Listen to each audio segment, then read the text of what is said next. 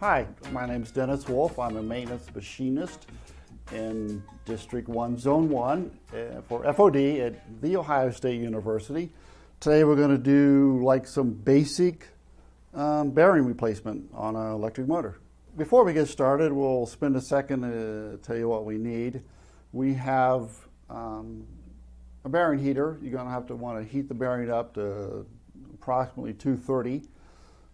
It's going to be hot, so you're going to want your gloves. We're going to do a grounding ring. We have a new bearing. A gear puller to take the bearings off. A basic ratchet to tighten it up. Crescent wrench to hold it to keep it from spinning. A brass punch for basic disassembly and reassembly.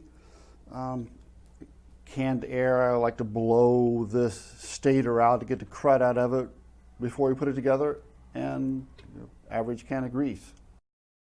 Talk a little bit about bearing. This is single roller. Bearings have come a long way. 100 years ago, they were just basic brass bushing with an oil cup.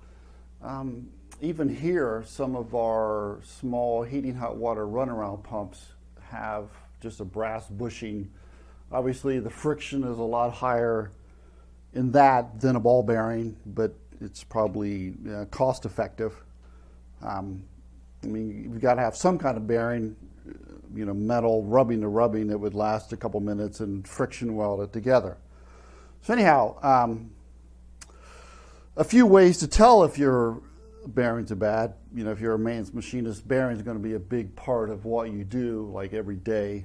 So a couple different ways. There's vibration analysis will tell you, they can break it down to even what bearing it is, how long it's going to last, when it needs grease. So that's a good way to tell. I think a lot of it is this familiarity, I guess would be the right word. You walk into a space that you go through 2 times a day and all of a sudden you hear something grinding and it wasn't grinding a little while ago. Good way to tell. Hear it at a grind.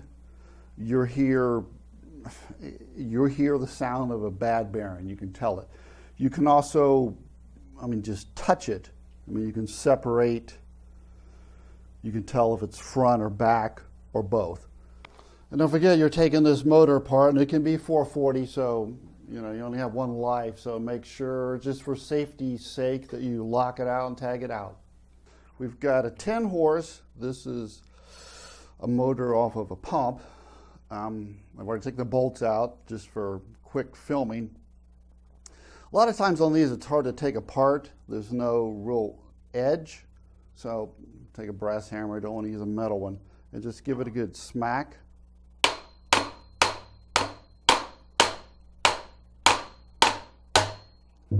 And it should come apart. A couple things you want to be careful for is the weight. This is going to be heavy. This isn't, like I said, this is 10 horse. But if I was doing, and this is something to think about before you do it, if I was doing maybe 100 horse, I might not actually take the rotor out. I might leave it in place just because of the sheer weight. If you've got room, you might just leave it and just take the end bells off. This one's little, we're going to take it apart. Also, one thing you got to watch out for, that is the motor windings. So you want to be careful taking it apart, putting it in. You don't scrape off any insulation. Also, when I was pounding on that, you want to be careful if you get it apart a little bit and you want to think you can pry it. You definitely don't want to, stick a screwdriver in there and scrape any insulation. So, the end bell on the outside of the bearing, it's a snug fit, but it's still probably going to need tapped. Also, when you take this out, traditionally in the back, there is a wave washer that keeps tension on everything just to keep the preload where it's supposed to be. Clean it off, don't forget to put it back. Basic gear puller, bearing puller, whatever. when this bearing comes off, it's going to be a lot tighter on the shaft. That's basically what holds it together. I like this kind of gear puller because it has the jaw lock. A lot of times if you're trying to pull something and it's relatively tight, the jaw will want to pop over. Good thing about this is it has that lock. I usually put a wrench on it, a jaw, to keep it from rotating, because this is going to want to rotate.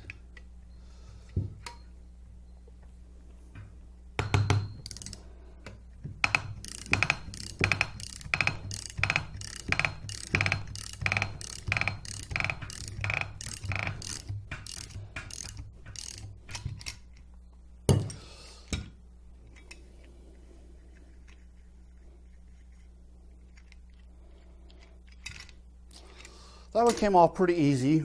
Like I said, it is a press fit. The press fit comes from the ID of this hole is about 1/2 thousandths smaller than the OD of that. So that's your press fit. Sometimes they don't come off that easy. And one trick that I kind of think works is if you're trying to pull it and you can't get it off, just again, take your brass hammer and just smack it. A lot of times that will break the rust that gets in there and will hold it together. If that doesn't work, sometimes you have to take a cutoff wheel on a grinder and split it. If you split that, put a punch in it or a chisel, you can separate it and do the same thing with that. So we have the press fit on here. We also have, that's not really a press fit, it's just kind of a snug fit. But when you take this off, make sure that it is a snug fit. If that bearing goes bad and goes long enough, it'll hammer, vibrate, and it can actually cut the shaft, and it can also cut the end bell. And if you lose that press fit on either one or both, then your bearing is just going to spin on the shaft or in the housing, and it's going to last about 30 seconds. So, since we do have that friction fit, kind of the best way to put a bearing on is a bearing heater. We have one of those.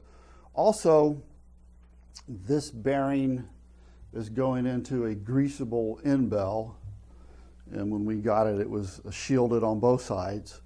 So all I did was, you can just take your basic screwdriver, pull this shield out, pitch it, and then when we put it together, we have to make sure that we put the open side out, because that's where the grease goes in.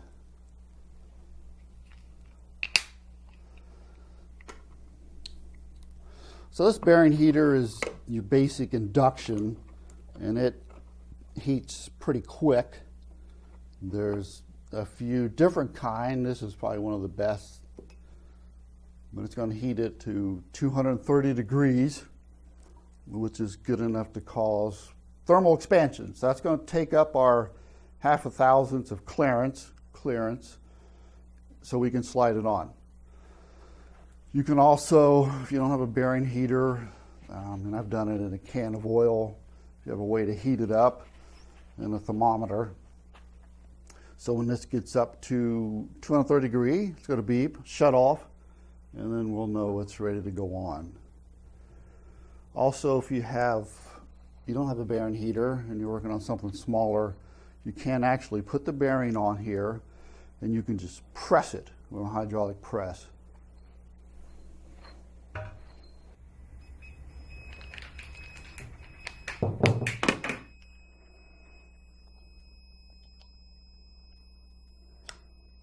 That one went on pretty easy.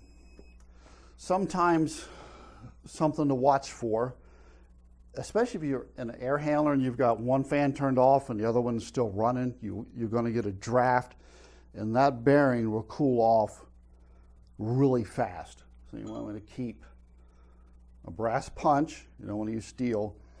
And if you do get it partially on and it locks up, just take your brass punch. And since a bearing is so hard, you want to either press, if you're using a hydraulic press, or if you do have to tap it, you want to make sure you tap the race that you're installing. The bearing is so hard, I mean, it's harder than a file. If you were to tap the outside and you're pressing it on the inside, you can actually crack the bearings and or race. So that's one thing you want to be careful of. Also, this one wasn't too bad, but if these air vents are really dirty, both end bells, I would take them, run them through your parts washer if you have one. If nothing else, just hot soapy water in the sink would good. Also, take a minute and blow all the crud out of here. I'm not going to do it in here for obvious reasons, but blow the crud out, clean your end bells, put it back together. What I usually do is slide this in. And again, watch out, you do have windings in there. So you want to be careful with that.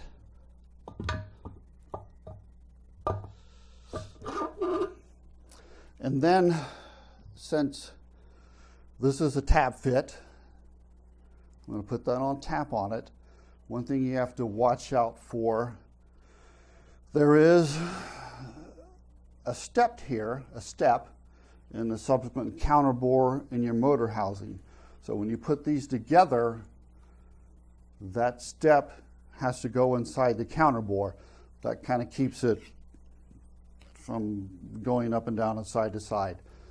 So usually just tap that on. It just should be just a snug.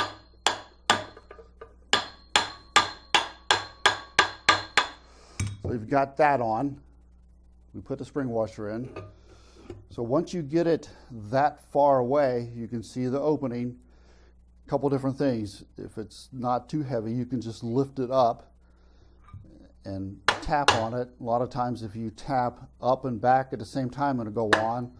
Or you might have to actually tap or raise the bell housing, put a little pressure on it, and then smack it on. After you get it together, tighten it up, make sure it goes around, take your grease gun, give it a couple shots in your greaser, front and back. Make sure if the bearing doesn't have a whole lot of grease, some of them come from the factory grease, some of them don't. So after you get it together, before you turn it on, hit your grease gun, put 2 or 3 squirts, front and back. And while we're on grease, there's basically the older style lithium base, and then there's the newer synthetic polymer grease. Each one of them has their merits, probably. I think the biggest thing for grease is consistency. I would try to stay with the same type, even the same brand. Even if the stockroom doesn't carry it, you know, get your MCL to buy the same grease every time. You don't want to mix it. Also, you can look up from a bearing manufacturer or motor or a grease company, and will tell you, you know, we put a 6209 bearing back here, pretty common. It's been 1750 RPM, and they can basically break it down how much grease you need to put in it in a frequency. And I would have the MCL, this is a word to them, I would try to have the same guy do all your motor greasing just for consistency. He can remember if he's done it 4 months ago, as opposed to having a bunch of different people do a PM, and then, you know, everybody's greasing it every week. Too much grease is probably worse than not enough grease. If it's an older motor that's not inverted rated, I guess is what they call it, and it is on a variable speed drive, you can get electrical fluting. So they make this grounding ring that you can install that grounds, I guess, the rotor to the case, so you don't get any flow through your motor bearings. So also these are helpful if, like on air handler where you have long belts and you have multiple belts. I mean, you're building up some static electricity. So these are pretty straightforward. They're size specific. You know, I just picked this one up because I had it.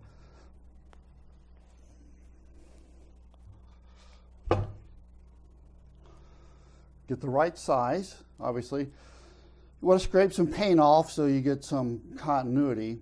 And there's a couple different ways. Some of them have holes, and while you have this off, you can drill and tap it, you can bolt it down.